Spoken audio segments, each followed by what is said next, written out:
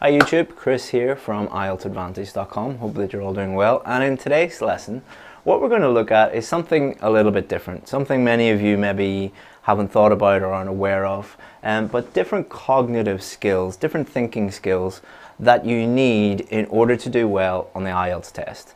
And we're also going to look at, in particular, memorization. So does memorization actually work? Because 99% of students, most classes, most courses, the number one cognitive skill that they focus on is memorization. So if memorization works, great, no problems. But if memorization doesn't work, and here are some of the very common things that students want and that teachers teach students, if it doesn't work, then there's a big problem that we obviously have to address. So we're going to find out in this video if the most common strategies for preparing for the test actually work. And then finally, what we're going to look at is we're going to look at a task 2 essay. So a very basic rundown of the different things that you might do in a task 2 essay. And we're going to think about, for each of these things, which of these cognitive skills do we actually use? Because if you need higher cognitive skills to do these things, but you're unaware of what they are, or how to use them, or how to develop them, or you completely just don't have an idea about them at all, then obviously that's an issue that we want to address. And we'll talk at the end about how you can practice these cognitive skills at home for free without the help of a teacher. And let's go. So, you're probably familiar with this one. All right, memorization. Memorization is exactly what it says. You just memorize stuff.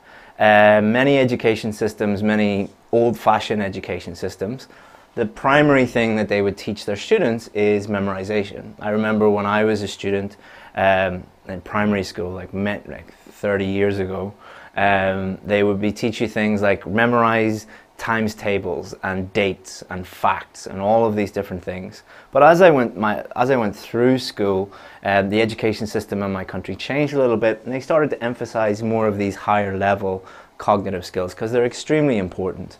In many ways, memorization is the lowest cognitive skill there is. It is useful to a certain extent, but if all you can do is just memorize stuff, then you're in big trouble, not just for the IELTS test, but in life in general. Higher than memorization is actually understanding something. So there's a big difference between memorizing something and actually understanding it. Understanding the underlying fundamentals, the underlying principles. So let me give you an example. You could memorize a Band 9 essay, but would you be able to write a Band 9 essay on test day? No. Why is that? Well, vocabulary and grammar, for one, is one reason why you wouldn't be able to do that. But the other reason is you don't understand how to write a Band 9 essay. You don't understand the fundamentals of it. You don't understand the principles of how to do that. It doesn't matter how many you memorize, unless you understand what you're doing, you're never going to be able to create that yourself. Also, here we have application. So we have memorization, then understanding what to do, and then application, applying it to actual questions on test day. So if you understand what you're doing, then you will be able to apply that on test day. But if you're memorizing stuff, you won't be able to apply it because you don't understand it. So you see how key understanding is. Then we have evaluation and analysis. Evaluation, being able to look at your own writing or listen to your own speaking or look at your own reading and listening results and figuring out, is it good or bad? Is it right or wrong? In the real test, in the IELTS test, you will not have a teacher sitting beside you telling you your topic sentence is wrong, or your example is wrong, or that sentence is wrong, or that has a mistake in it. You're going to have to be able to develop that skill yourself and be able to judge that yourself. And then analyze things in detail. This is especially true when it comes to grammar and vocabulary. Will you be able to analyze a sentence, your own sentence, and analyze the grammar and vocabulary within that sentence and establish whether you've made mistakes? The fewer mistakes you make, the higher your score in general. The more mistakes you make, the lower your score. It's very, very simple. So if you cannot analyze your own sentences, your own paragraphs, your own essays, same with when you're speaking, analyzing what you're saying when you're practicing and on test day, then you're going to be unaware that you're making mistakes, and mistakes will continue. At the very top here we have creativity. So creativity, I don't mean painting or music or acting or telling jokes or anything like that. I mean being able to think of ideas for yourself, being able to think independently. Extremely important. If you can do that, you're going to be way ahead of anyone who has just focused way down here on memorization. So let's answer this question. It's very, very important to answer this question because most of you are using memorization to prepare, or mostly prepare, for your test. So does memorization actually work? So how do most people prepare for the IELTS test? It's really important that we consider this. So if you go into most local IELTS test or schools, or look at lots of websites or courses, what they generally focus on are things like this. So are these useful? So learning structures. So let's say you memorize lots of task 2 writing structures, speaking structures, task 1 structures. Are you going to be able to understand those structures? Probably not. If you don't understand them, you're not going to be able to apply them. You definitely won't be able to analyze or evaluate your own work because you don't understand what you actually did. Does that mean that structures are completely useless? No, they are useful to a certain extent, but they are only a tiny, tiny, tiny part of your overall performance on test day. Learning lists of Band 9 vocabulary. So this is something that is very, very popular with students. Everybody asks about this. They always ask, like, can you give me a list of magic words or high-level words? So if you're learning a list of words, do you understand those words? No. Do you understand how to use those words? No. You definitely don't know how to use those words within a sentence correctly. So if you have a list of words and a meaning, you understand the meaning, but you don't understand anything else about it. So it's very, very difficult for you actually to apply that in the real test. And it's impossible for you to evaluate and analyze the use of that vocabulary within a sentence. So this is a very, very common thing when students learn lists of Band 9 vocabulary. They put them in their essay, but they've no idea whether they're correct or not. And 99% of the time, they're not correct.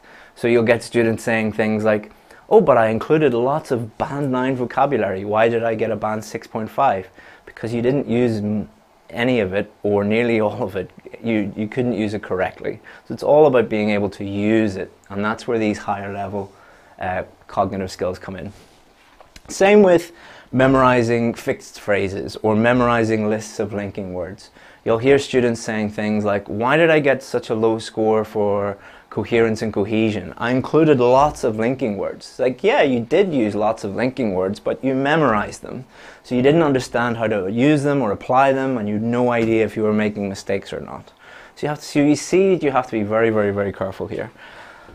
We've already talked about this a little bit. Memorizing Band 9 answers. Not a day goes by that someone doesn't email me or message me and say, can you send me Band 9 answers? My answer is always no.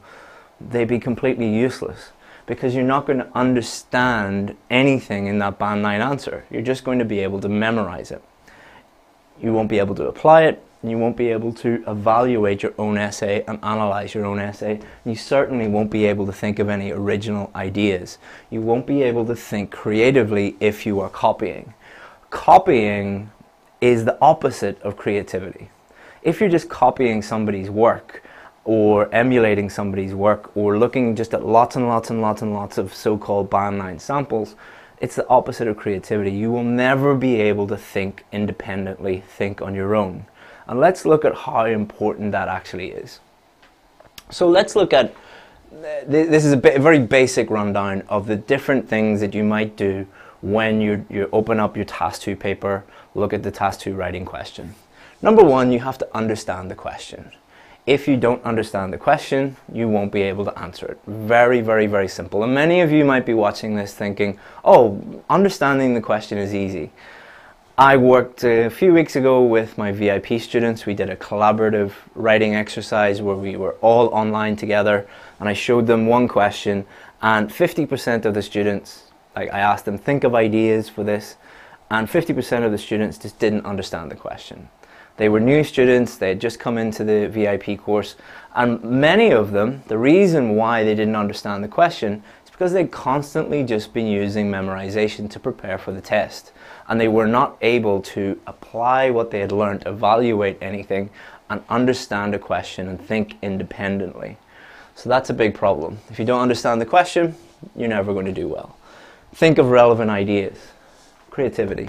So how many times have you seen online people saying, I just can't think of any ideas. I don't know anything at all. My mind just goes blank.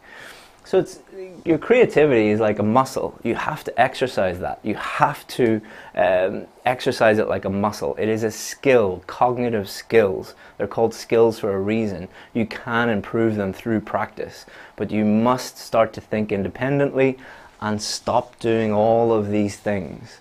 All right, start to think on your own. All of these things are going to stop you thinking on your own. It's kind of like, these things are kind of like someone trying to get fit, somebody trying to get strong, and it's just a really nice, comfortable sofa. All right, are you going to get fit and are you going to get strong by sitting in a really nice, comfortable sofa? These things look attractive, just like a comfortable sofa looks attractive, but are they actually providing you with any benefit? No, not at all. Then imagine you're writing your main body paragraph. You're writing your topic sentence. You're going to have to think of a topic sentence. You're going to have to evaluate your topic sentence. Is it right or wrong? Analyze your topic sentence. Does it make sense? Does it link up with your introduction? All of these different things you'll have to be thinking about. Explanation. Thinking of an explanation. Analyzing your own explanation. Example. Understanding the question. If you don't understand the question, you can't write an example for it. Applying what you have learned. You might have learned the principles of how to write an example. If you don't understand those things, you won't be able to apply it. You're going to mess up your example. If the only examples you use are things that you memorized, you're in big trouble because you can't apply that to a unique question. It's very, very simple. And then grammar and vocabulary. Can you evaluate and analyze your own grammar and vocabulary? That's something that you should be doing at the end of your essay. You should be checking your sentences, checking your clauses, checking your collocations, checking your spelling. If you're unable to do that, your whole essay is going to be filled with mistakes. If your whole essay is filled with mistakes, you're never going to get a high score. It's very, very simple. So, hope that made sense. If it didn't, don't worry. I'll answer a few questions now. So if anybody has any questions about this, or any of that, I'll answer a few questions now in case I missed anything. I'll try and focus just on the questions about this, guys. So, before I start answering the questions, I promised you that I'd show you how you could use this at home for free. So there are many, many, many, many ways that you could do this at home for free. But imagine part of your daily routine of learning English is you check out some news articles. So imagine you're reading a news article. Would you memorize that news article? No, no one would do that unless you're insane. But what you could do with that news article is you could understand the general themes in it, what the author is trying to say, and then you could understand the general principles that they've used to write that article. How have they used topic sentences? How have they used explanations? How have they used examples? And think about it in that way. To understand the underlying principles of what they're doing, the actual writing skills, and then try and apply that to your own writing. So what you could do is you could create your own questions by looking at news stories. Create your own questions is something that I used to do with students all the time. When we were looking at news articles, get students to create their own questions, swap it with a partner, then they would write and apply, and then they would analyze and evaluate each other's writing. So you're exercising all of those cognitive skills, and that just comes from one news article. And there are, thousands of other ways that you could do that. But the number one way, stop doing any of this. It's not going to help you. As attractive as it looks, it's not going to help you. And if you are at a school and they're teaching you this stuff, ask them why they're doing that. All right, ask them, why are you teaching me something that is not going to actually benefit me in the real test? So let's have a look at some of these questions.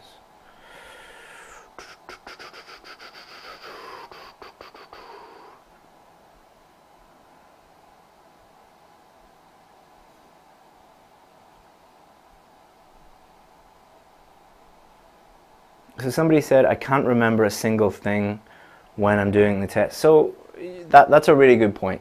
A lot of people get into the test, and they open up the test and their mind goes blank and they can't think of anything. You're probably focusing too much on this and not exercising any of these higher cognitive skills if that's the case.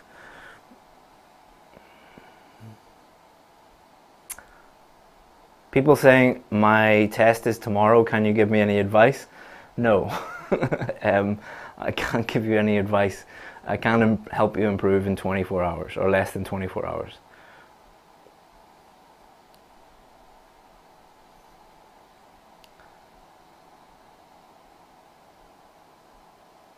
A lot of you are asking for tips. A lot of you are saying, can you give me tips for reading? Can you give me tips for listening? Can you give me tips for writing, tips for speaking? Do tips help you understand something? No. Do tips help you apply what you've learned? No. Do tips help you do any of this? No. Tips are even lower than memorization. They're less than useful. They're useless, completely useless. Tips, tricks, hacks, shortcuts. There's a reason why we don't teach that. They don't work.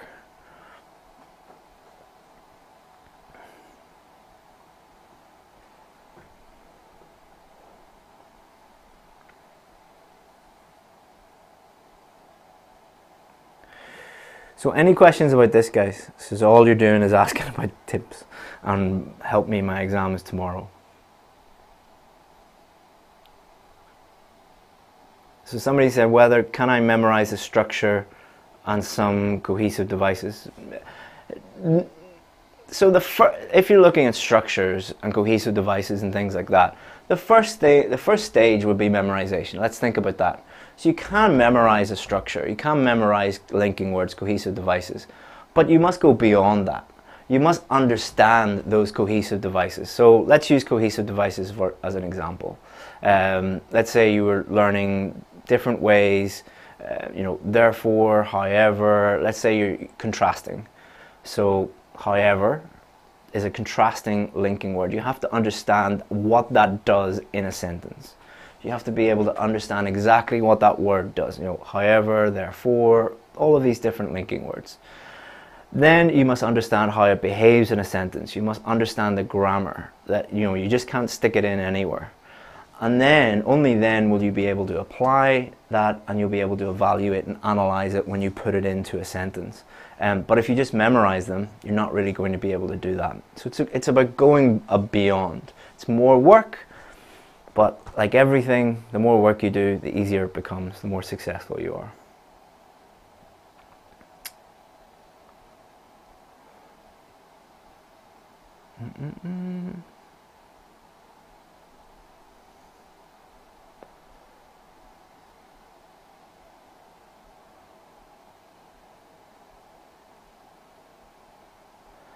Somebody says, you can join my reading club on Zoom. So if your teacher goes on to somebody else's live lesson to recruit students, do you think they're any good at what they're doing?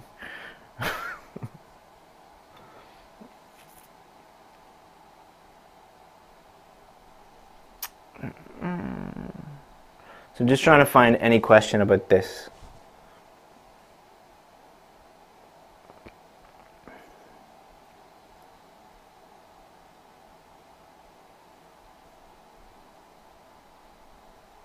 Okay, no, none. Okay, cool.